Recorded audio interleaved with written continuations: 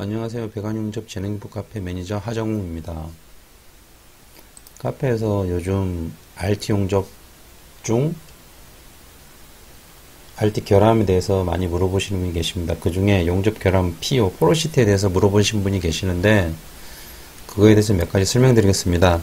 뭐 이론적으로는 그 인터넷상에 많이 나와 있고 유튜브로도 동영상이 많이 나와 있는데 실제적으로 그 용접하는 방법에 대해서 나와 있지 그에 대한 원인이나 불량에 대해서 자세한 설명은 없더라고요. 저희 같은 경우에 그 현장 용접 위주로 설명을 하기 때문에 그거에 대해서 자세히 설명을 드리겠습니다. 이분이 물어보신 거는 리페어 종이 중간에 이런 식으로 용접부 중앙에 떠 있는데 원인이 있을까요? 라고 물어봤습니다. 백에서 문제가 있느냐, 속살에서 와이어를 못 녹일 때 나오는 결함으로 하는데 맞느냐, 뭐 이럴 경우는 어떻게 나오느냐, 뭐 대책은 무엇인가 모르는데 이것에 대한 원인은 되게 많습니다. 첫 번째가 그 브롤이 있을 시에는 바람에 의해서 브롤이 생길 수도 있고 용접 중에 덮어서 생기는 브롤이 생길 수도 있습니다. 이것처럼 그 가스가 부족하거나 알곤가스가 부족할 때, 보호가스가 부족할 때 이렇게 그 가스가 다른 가스, 산소나 다른 가스가 유입이 돼서 이렇게 생기는 거죠. 호렌지에서 나오기도 하고 이런 식으로 원피스나 투피스 또 쓰리피스 전에 이런 식으로 펑하고 터지는 부분에서 나오기도 하죠. 파내면 이렇게 안에가 브롤이 있고요. 근데 브롤은 용접 금속에 기체가 함유되어 있어 그 기체가 빠져나가지 못하고 옹고되어 있는 그거라고 하죠. 그래서 기포라고 합니다. 결론은 공기구멍이 안에 들어있는 거예요. 그거를 뭐 웜홀이네, 피트네, 수축공이네, 브로울이네 이렇게 얘기하는 것 같은데 전반적으로 안에가 가스가 차 있다라고 생각하면 되는 거죠. 비어있는 공간이 있다라고. 여러 가지 원인이 있습니다.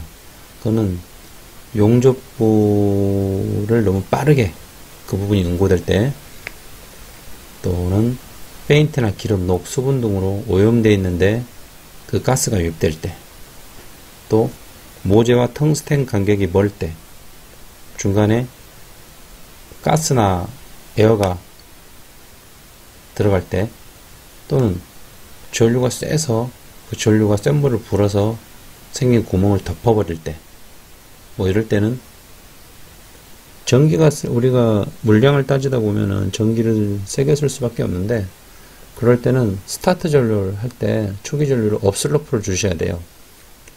업슬로프를 주면은 초반에 센 전류가 용접 센 물을 밀어내는 거를 와이어를 집어넣어서 그걸 약간 와이어를 집어넣지 않은 상태, 맨 상태에서 하는 것보다 약간 전류를 다운 시켜주니까 녹이면서요. 그 와이어를 녹이면서 그런 부분이 좀 덜 생기죠. 그래서 뭐 2.4만 쓸 때보다 3.1을 쓰실 때 더 센 전기를 쓸 때가 많은데 뭐 이런 부분도 역시 커버가 됩니다. 뭐 탱크 쪽이나 그런 데서는 순행식 토치를 쓸 때 뭐 400 가까이도 올리고도 막 쓰니까 그럴 때는 업슬로프를 잡고 하시는 게 좋죠. 그리고 마찬가지로 다운슬로프 역시 잡아주셔야 됩니다. 전기가 센 전기인 만큼 백 같은 경우를 할 때나 백에서 전기가 쓸 때 이렇게 티어드롭 현상이 뒤로 빨리는 현상이 이렇게 선이 생기죠. 중간에 하시다 보면은. 근데 그 마지막 마무리를 때일 때 마지막에 수축공이 생기는데 왜 수축공이 생기냐면 센 불은 굳을 때 이 가쪽부터 굳기 시작합니다. 그러다 보면 양쪽 옆으로 당겨지기 때문에 당겨지는 부분 역시 이 부분이 피놀이 생겨요. 이 피놀이 깊숙하게 들어갑니다. 거의 빼까지도 들어가는데 이거를 다음에 하실 때는 충분히 뒤에서부터 녹이시거나 그라인더를 하고 하시는 게 나은데 그냥 그라인더로 파고 하시는 게 제일 정신건강에 좋습니다. 파고 하시는 게 제일 좋아요. 다운슬로프를 크레이트 처리를 하면서 조금씩 낮춰줘도 마찬가지예요. 어차피 그것도 확신이 잘 안 쓰기 때문에 그라인더 하시고 하시는 게 좋습니다. 보면은 소켓을 할 때 전기를 세게 쓰는 경우가 많은데 전기 세게 쓸 때 마지막에도 크레이트 처리를 하지 않으면은 마지막 부분에도 약간 볼록 튀어나오잖아요. 그 부분을 그라인드 하면은 그 부분 역시 공기가 약간 포함되어 있는 게 보입니다. 전기 쓸 때. 그거 외에 텅스텐 길이가 길어가지고 많이 빼서 할 때가 있잖아요. 그러면 그 알곤가스가 그 길이를 커버 못 해줄 때 그런 경우가 생깁니다. 알곤가스 거의 보면 18에서 20 정도 작게 쓰시기도 하는데 현장에서는 뭐 20, 23 정도 쓰니까 세게 쓰니까 그런 경우가 좀 적은 편이고 텅스텐을 많이 꺼내기도 합니다. 그렇지만 같이 공중에 떠 있는 상태에서 하는 것보다 바짝 붙여가지고 용접을 시작하면은 뭐 이 부분에서 들이댈 때 충분히 여기 어느 정도 산소를 밀어내면서 하기 때문에 조금 길어도 상관없다고 봐요. 저 같은 경우에는. 그러니까 알곤을 좀 세게 쓰는 게 좋습니다. 그리고 와이어를 과잉 공급해서 융합 불량이 났을 때 그런 경우가 간혹가다 있어요. 사진에 보시다시피 이 뒷부분, 이 부분이 잘 보이실까 모르겠는데 이 뒷부분을 와이어를 과잉으로 쭉쭉 집어넣을 때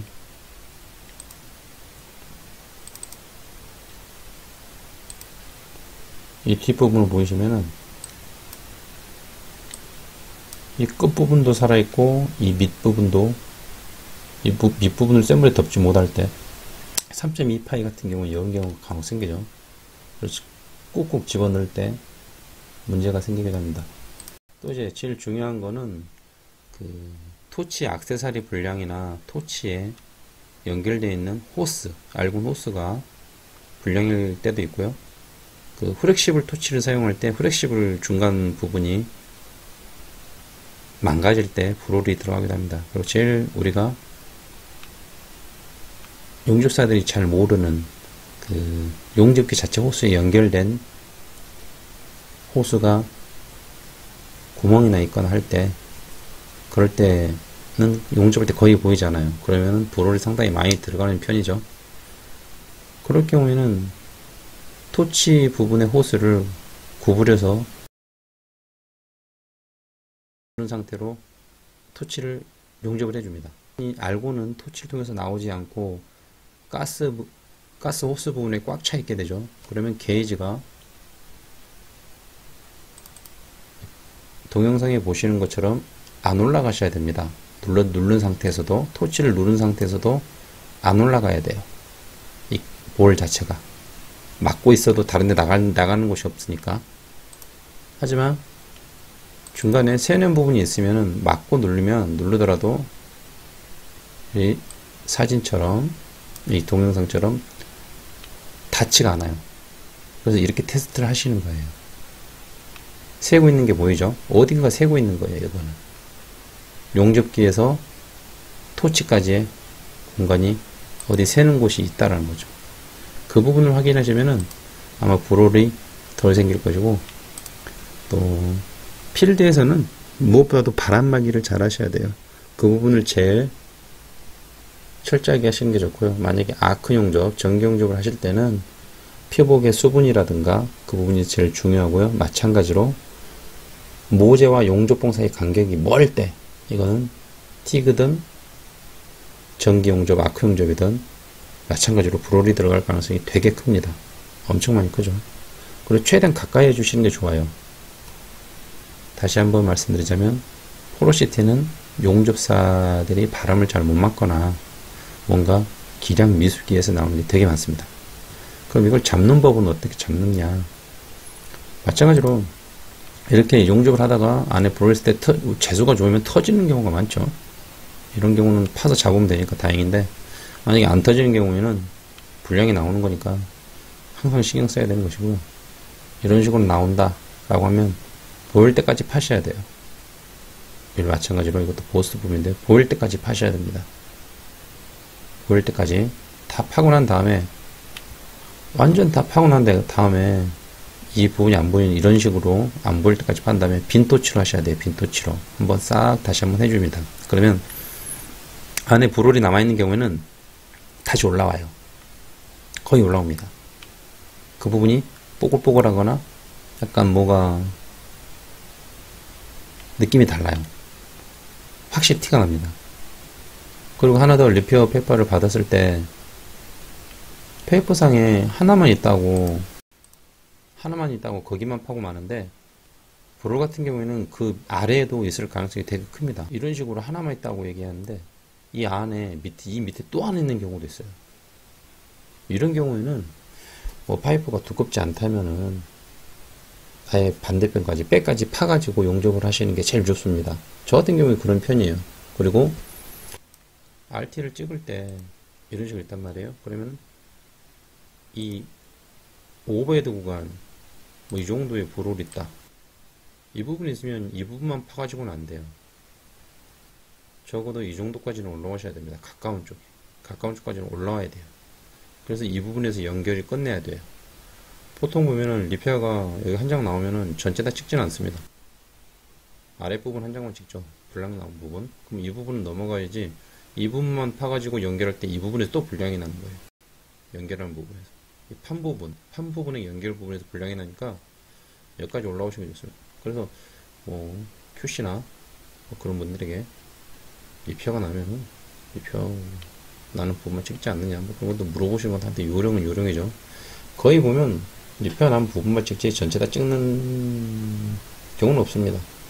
그러니까 이런 식으로 다 올라와서 좀 길게 파더라도 시간이 걸리더라도 다 파줘서 하는 게 좋습니다. 오버헤드 같은 경우는 그렇게 해주는 게 제일 좋아요. 이거 같은 경우는 LF인데 용접 부위 리페어가 난 부분을 가져다가 바짝 이렇게 갖다 대고요. 용접 부위에다가 표시를 하진 않습니다. 용접 부위 위에 저 같은 경우 아예 선을 그려요. 이걸 똑같이 그립니다. 그래서 이렇게 표시를 해요. 왜냐면 이 위치가 여기상으로는 보면은 이 부분이 백이죠. 백 간격에서 아랫부분이 LF가 난 건데 아마 골에서 용착 불량이 생기지 않나 싶어요. 이럴 경우에는 파셔야 돼요. 마찬가지로 이 윗불에 몰렸다. 여기는 어차피 그라인더라면 바로 없어져 버리기 때문에 항상 그라인더로 파고, 또는 아주 시원하게 파버리든지 아니면 그 부분 파고 난 다음에 빈 토치를 한번 해가지고 내부에 있는 점인지 확인을 하는 게 좋습니다. 중간에 일을 하다가 호스에 구멍이 나는 건 어쩔 수가 없으니까 그런 경우에는 확실히 평소 용접 때하고 다릅니다. 그럴 때는 꼭 확인하시는 게 좋고, 또 용접종 브롤 나올 때는 뭐 훨씬 쉽지만 리페어 나와서 이렇게 받으면 짜증나잖아요. 트레이닝 절차라고 이게 카페에 적어놨습니다. 카페에 있어요. 용접, 배관 용접, 트레이닝 절차, A급 완료라고 이렇게 해놨는데, 뭐 A급만 볼 수 있게 했는데 조금 기보도 좀 하시고요. 볼 수 있는 거 다 볼 수 있습니다. 이게 보면 이 정도만 다 하면 진짜 웬만한 초보들은 다 하지 않냐라고 싶거든요. 그거 마찬가지로 여기서 용접 결함에 대해서 아주 자세하게 나온 게 있습니다. 예, 배관 용접 배우기, 배관 용접 불량 RT 사진과 불량 용접 방법에 대한 대처 방법. 여기에 대해서 이거에 대해서 설명을 드리자면, 이 중간에 이쪽은 불량 원인, 대책이죠. 어떻게 하는지. 마찬가지로 제 경험에 의해서 적어놓은 것들이 되게 많으니까, 이것도 용입 부족의 경우, 뭐 가운데 이거 같은 경우에 IP죠. IP는 딱 봐도 이거는 가운데에 서 있는 것이 벌리지 않고 한 것이죠. 이거 같은 경우 여기 제가 개인적으로 적어놨으니까 이것만 보시고 충분히 숙지할 수 있는데, 검색을 안 해요. 새로 들어오신 회원분들이 휴대폰으로만 하셔서 그런지 분명히 여기 자세히 메인에 보면은 공지사항이 다 있습니다. 공지사항에 용접 배관 용접 트레이닝 절차라고 있는데 안 해요.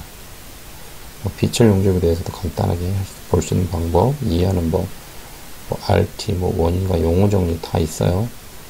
그러니까 한번 카페를 휴대폰으로만 보지 마시고, 또는 휴대폰으로 보시더라도 밑에 보면 PC 버전이라고 있습니다. PC 버전, 휴대폰 제일 밑에 내리면 PC 버전으로 보시면은 공지사항이 쫙 있으니까 이쪽으로 한번 보시면 좋고요. 마지막으로 항상 우리 카페에 지속적으로 기부를 해주신 주식회사 갭님 이성환 사장님께 항상 감사 말씀드립니다. 기부 좀 많이 해주세요. 여러분들도 기부 좀 많이 해주시면 좋겠습니다. 감사합니다. 이상으로 마치겠습니다.